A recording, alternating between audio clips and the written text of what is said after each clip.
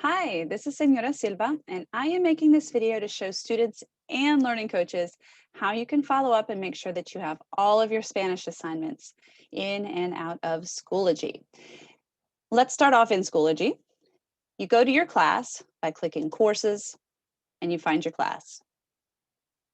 I'm going to use A3 as an example, but all my Spanish classes, their Schoology looks the same. So at the top of our course, we have all kinds of vital information. You can click on lots of links here, including our syllabus, the daily agenda slides you'll see in a moment, our vocab list folder that will be good for the whole year. We also have the help desk ticket right here. I mention office hours to students a lot. If students need some extra help one-on-one time or to catch up after they've been absent, they can just click on the link to schedule office hours by appointment. If a child is absent, then parents must report these absences using this link right here.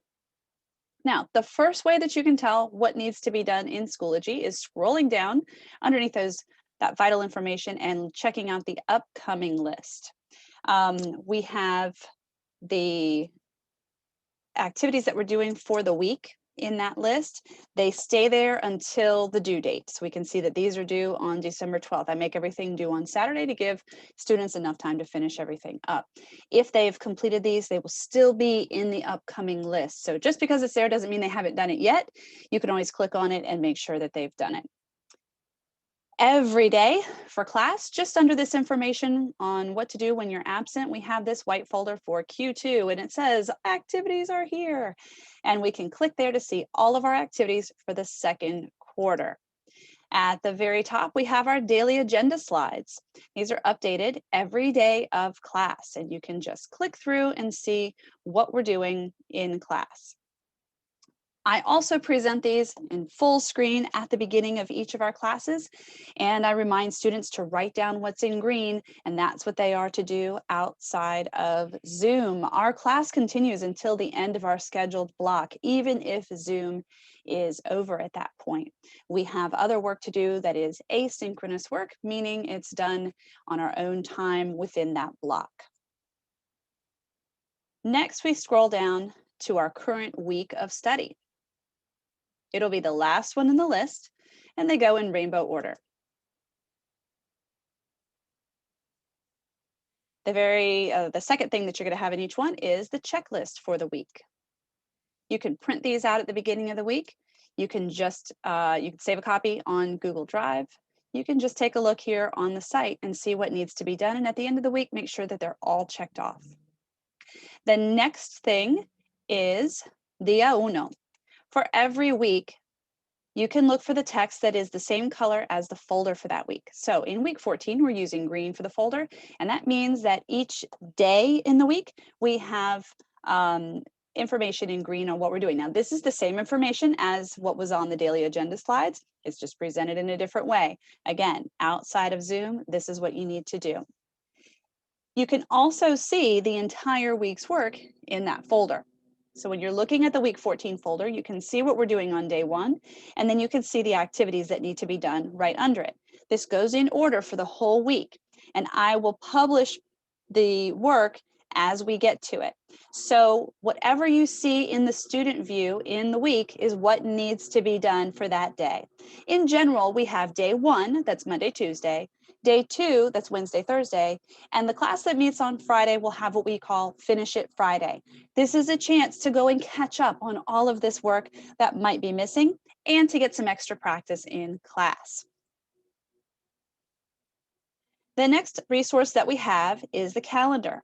From any course in Schoology, at the top of the page, you can click on the calendar and you can see all the work that's due and the work that was due. Right up here, you could choose which calendars you see, and we can see all the work that's due from last Saturday, that's the work for the week, and the work that's due this Saturday. Now it's a lot because I have 6 Spanish classes. We have an assignment that's tomorrow that is right here on this particular calendar. And we can click on it and we can get to that information. So if you see that it's the 11th and this assignment is here on the 10th, it's not going to show up in the upcoming list anymore. However, you can always come to the calendar and you can see everything from the whole year and you can just click on it from there and go straight to it. The other easy resource we have is the gradebook. In any of your courses, you can click on grades on the left side. Now I can't because it'll show everybody else's grades in my gradebook. But in your Schoology, you can click on grades and you can see a list of all of your assignments and what grades you have on them. Now don't worry about the course average and the year-long average. Those things are not necessarily accurate in Schoology. Those you need to trust PowerSchool. But in order to see which assignments have been submitted, this is a great way to do it without having to click all over Schoology in and out of all those folders. You click on grades, you look at the list of assignments, and if next to the assignment you have a number, that's your score, you've done it. If you have a blank, but then an icon of a piece of paper, that means you submitted it and I just haven't graded it yet. If you have a blank or a 0 and no sheet of paper there, that means you have not submitted it. And you can click on the assignment right there in the list of graded items, and it'll take you right to it without having to dig around, and you can then complete it or submit it there if it is still eligible to be submitted. The final way you can keep up with what needs to be done, and I would say this is the last way, is PowerSchool.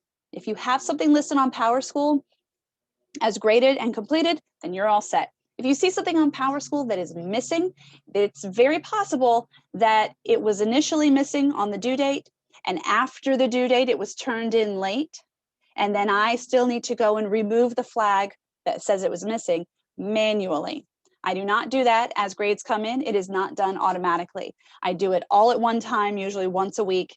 And so if you have something that shows is missing in PowerSchool, you can look in Schoology in the gradebook there and see if you have one of those little paper icons, and then you can see that it is in fact submitted.